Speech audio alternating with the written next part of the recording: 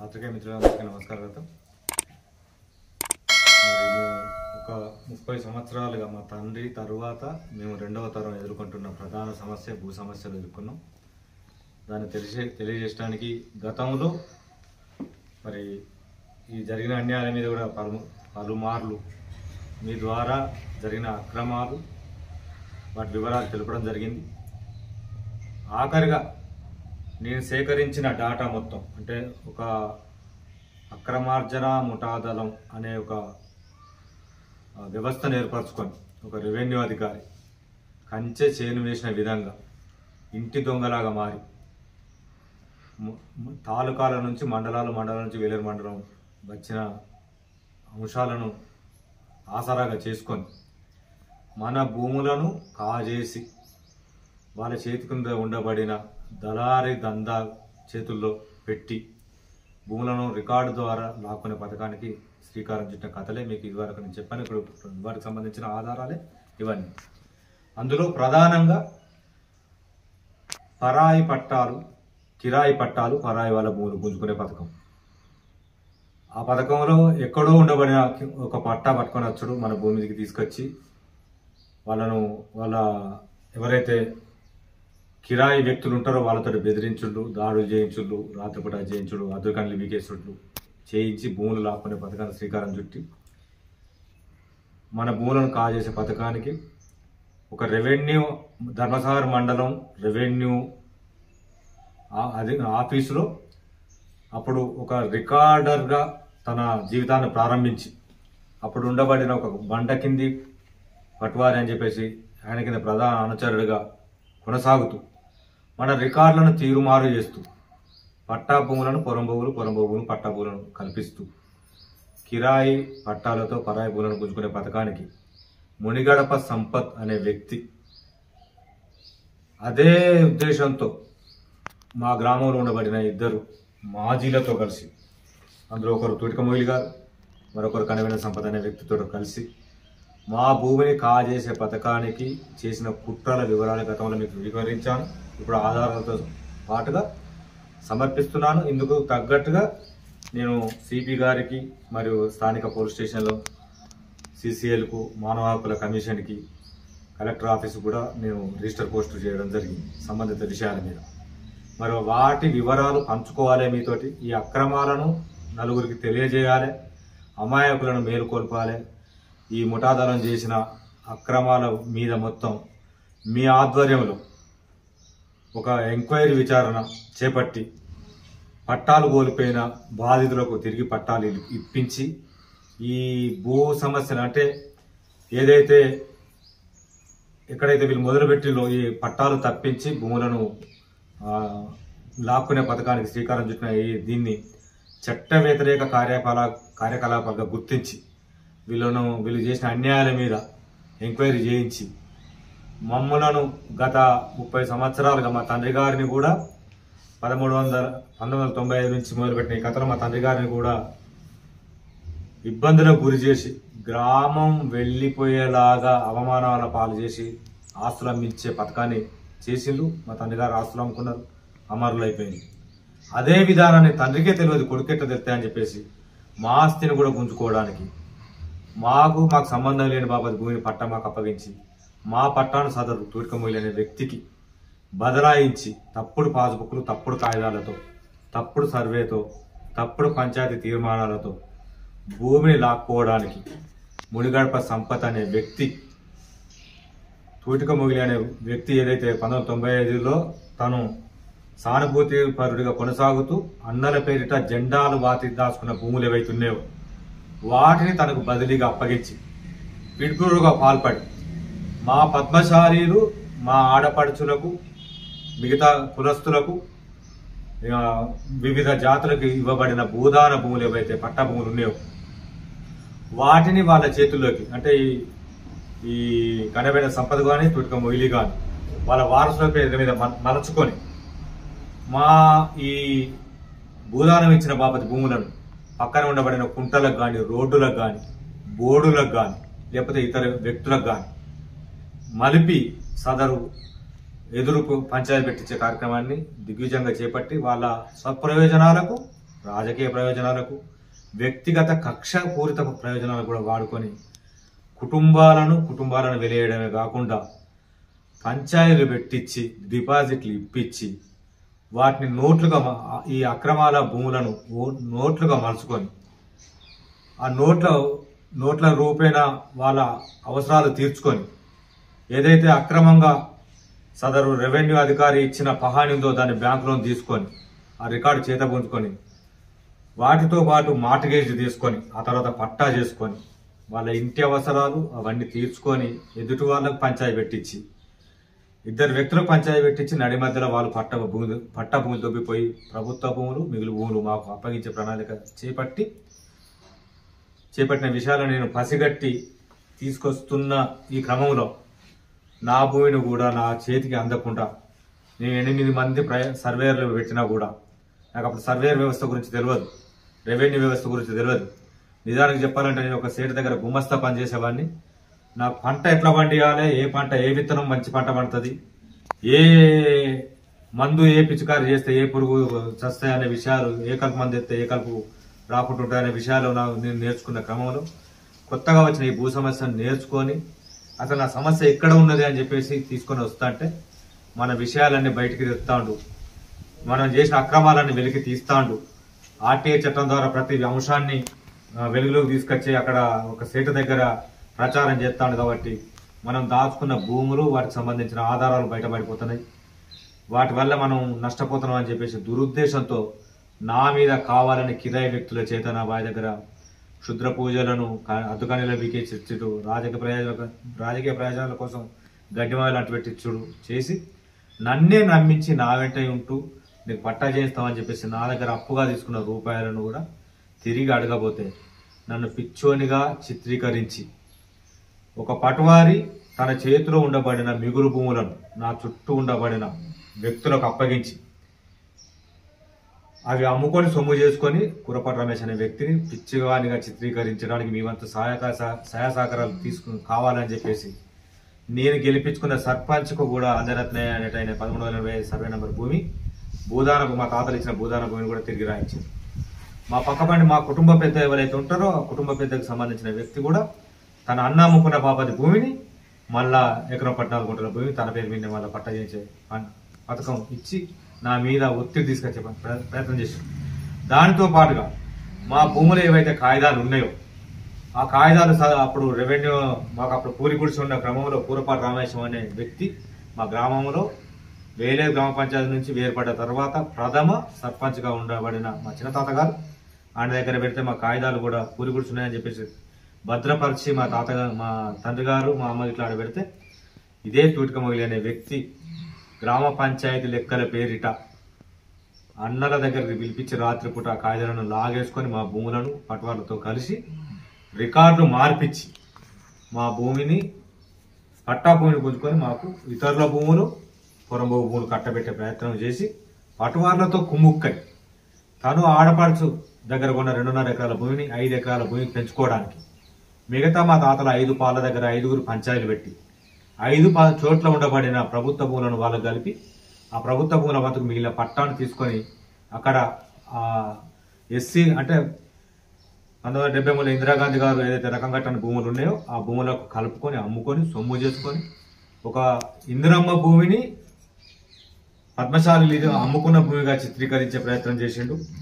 ఒక ఆడపడుచులకు ఇచ్చిన బాపది భూమిని పటవారికి అప్పగించి అవి నౌకరీనాం పేరిట కట్టె కింద ఉండబడిన చెరువుశిఖ కింద పార్కం ఇచ్చే నౌకరీనాం భూములుగా చిత్రీకరించి ప్రజల్ని మోసం చేసే ఒక కథ చేపట్టిండు. అవన్నీ మోసాలు అని చెప్పేసి పాత్రికేయుల మిత్రుల ద్వారా రెవెన్యూ అధికారుల ద్వారా తెలిసిన మిత్రుల ద్వారా నేను ప్రతిరోజు వాట్సాప్ గ్రూపులు మీకు కూడా తెలుసు వాట్సాప్ గ్రూపులు కూడా నెలకొల్పి నేను ప్రతిరోజు ఒక్కొక్క అక్రమాన్ని వెలికి తీస్తుంటే వాళ్ళు నా గ్రూపులో లేకున్నా కూడా ఎవరైతే ఉన్నారో వాళ్ళ దగ్గర వీడియో చూస్తూ ప్రతి ఒక్క అంశం అది బయట పెడతాను వీళ్ళ అని చెప్పేసి నా మీద కుట్రలలో ఎన్నో మార్గా నా మీద అత్యాయత్నాలు జరిగినాయి, విష ప్రయోగాలు జరిగినాయి. ఆ తర్వాత నాకు సంబంధించిన ఆర్థిక మూలాల మీద దెబ్బకొట్టే ప్రయత్నాలు కూడా జరిగినాయి. అందులో ప్రధానంగా నా దగ్గర ఏదైతే తూటిక మొగిలైన వ్యక్తి నాతో పంచాయతీ పెట్టుకున్నప్పుడు 2010లో బిడ్డ పెళ్లికి తీసుకున్న ₹1,00,000 గాను అప్పుడు ఉండబడిన ధర 80,000 రూపాయలు.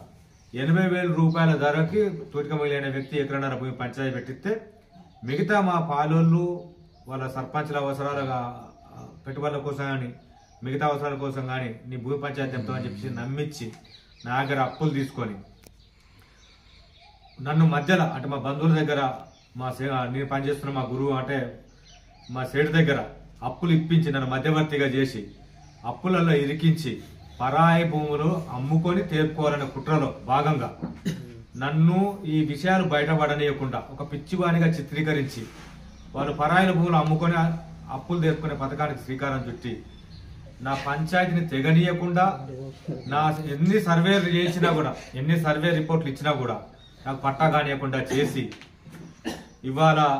రద్దయిన పాస్బుక్లు ఏదైతే 1302 సర్వే ఖాతా నెంబర్ తోటి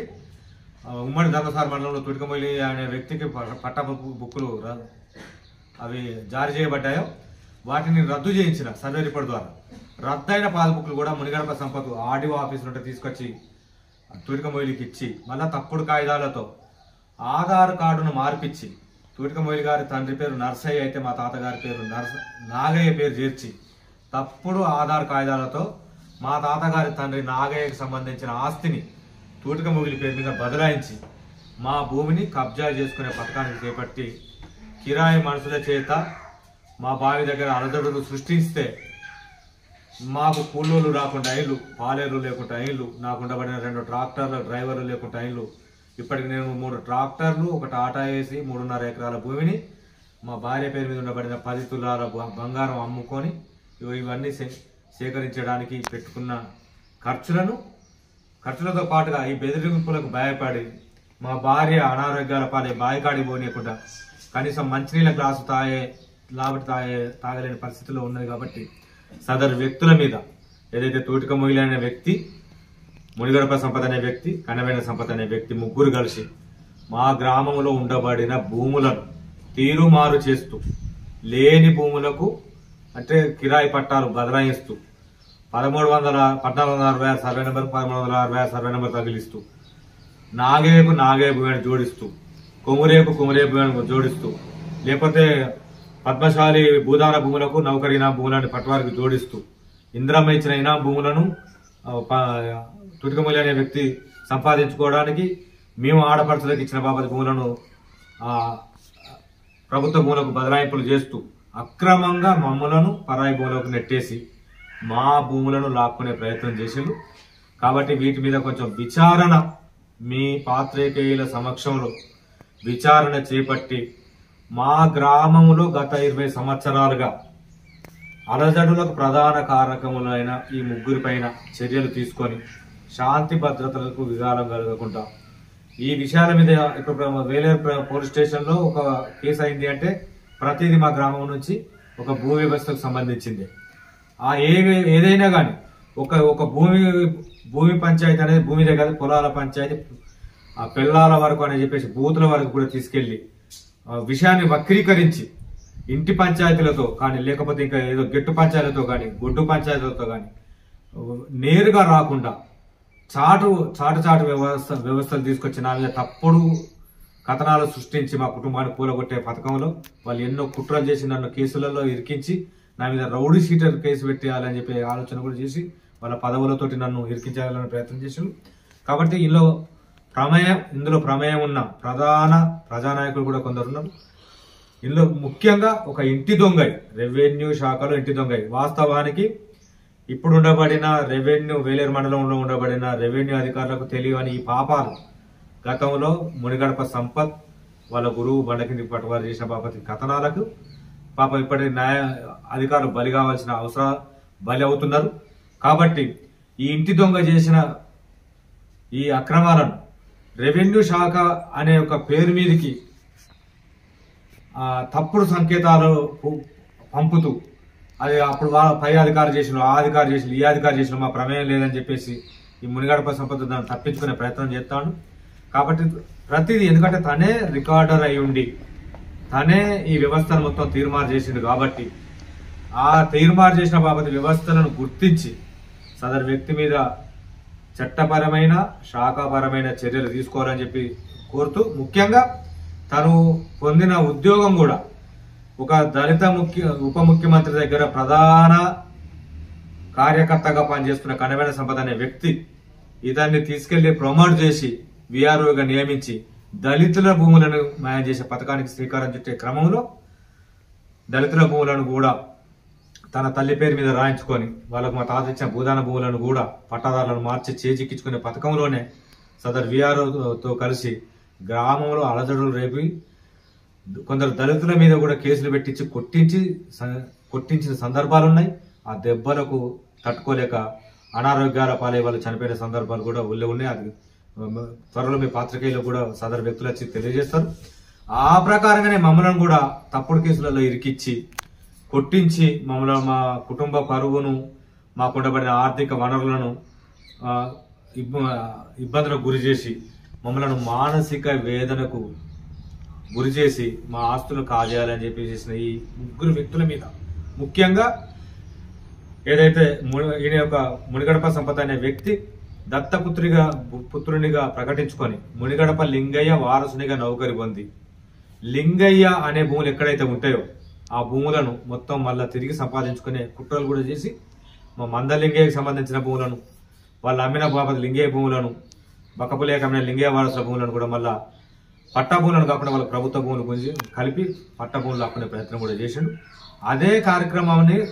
కుడి వైపున ఎడమ వైపున తూర్పు మొగిలేటను కనవేల సంపద అనే వ్యక్తిని ప్రధాన అనుచరులుగా మలుచుకొని తను నేర్పిన సూత్రాన్ని వీళ్ళకు ఎందుకంటే వీళ్ళకు ఒక అక్షరం రాని అజ్ఞానులకు తను బోధనలు నేర్పి ప్రజల మీదికి పంచాయతీ మూలాలు పెట్టి డిపాజిట్లు పెట్టించి పంచాయతీలలో ఇరికించి తప్పుడు తీర్మానాలు రాయించి అందులో సర్వే నెంబర్ పట్టా భూముల సర్వే నెంబర్లకు బదులుగా ప్రభుత్వ భూముల సర్వే నెంబర్లు వేపించి వాళ్ళకు పట్టాలయ్యే విధంగా రూపకల్పన చేసుకొని పట్టా భూములకు పైసలు వసూలు చేపించి వాటిని నోట్లుగా మలుచుకొని ఆ నోట్ల రూపేణా ఉన్న వాటిని భూ పంచాయతీలను సృష్టించి తగాదాలు పెట్టించి ఆ పంచాయతీలతో వర్గాలుగా ఏర్పరిచి ఓట్లుగా మలుచుకొని అందరు కలిసి ఈ సంపాదించుకున్న భూములను కోట్లకు అమ్ముకొని పంపకాలు చేసుకునే పథకానికి శ్రీకారం చుట్టిండు. ఈ పథకాన్ని మీరు మీ ద్వారా అధికారుల దృష్టికి, పై అధికారుల దృష్టికి, జిల్లా స్థాయి దృష్టికి, ముఖ్యమంత్రి స్థాయి దృష్టికి తీసుకెళ్లి మా గ్రామంలో నిత్యం రావణ కాష్టంలో జరుగుతున్న ఈ భూ పంచాయతీల మంటలను ఆపి మాకు ఈ ముగ్గురితో కలిపి ప్రాణహాని ఉన్నదని చెప్పి ఎన్నోసార్లు మేము పోలీసు అధికారులకు నివేదన ఇచ్చినా కూడా మాకు ఇప్పటివరకు ఎటువంటి రక్షణ కల్పించలేదు. దానికి కారణం మేము గెలిపించుకునే సర్పంచులకే ఈ వ్యక్తులు వాళ్ళు దాచుకున్న భూ ముక్కలు వేయడం వల్ల విషయాన్ని తప్పుదారి పట్టించి మా కుటుంబం మీద అవాకులు చెవాకులు చెడు అభిప్రాయాలు చెప్పడం వల్ల, అందులో ముఖ్యంగా ప్రధానంగా మా పాలనలో ఉండడం వల్ల విషయాన్ని తప్పుదారి పట్టించి మా విషయాన్ని పక్కదారి పట్టించి మాకు తీరని అన్యాయం చేశారు. కాబట్టి ఈ జరిగిన అన్యాయాన్ని మీ ద్వారా తీసుకెళ్లి ఇప్పటికైనా మా భూమిని మాకు అప్పగించి మా ప్రాణాలకు రక్షణ కల్పించి కోల్పోయిన మా పట్టాను మాకు కల్పించి 10 ఏళ్ళుగా పడా ఉన్న మా భూమిని మేము సాగు చేసుకొని మా జీవన విధానాన్ని మాకు బతికేలాగా మీ ద్వారా మాకు ఈ సంకుచితమైన